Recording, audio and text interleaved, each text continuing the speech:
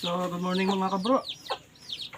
So, ngayon, uukayin natin yung safety tank. Dito kasi nakalagay yung safety tank namin. Tapos ilagay na natin yung PVC na binili natin nung nakaraang araw. So, samahan niyo ako mga kabro. Mag-aayos tayo dito. Tara na, let's go.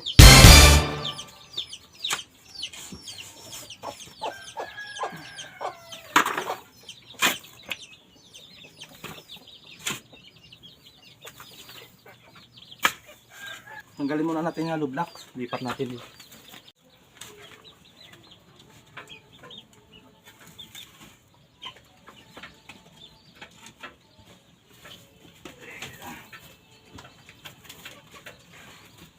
So ayun mga kabro, okay na, natapos na natin.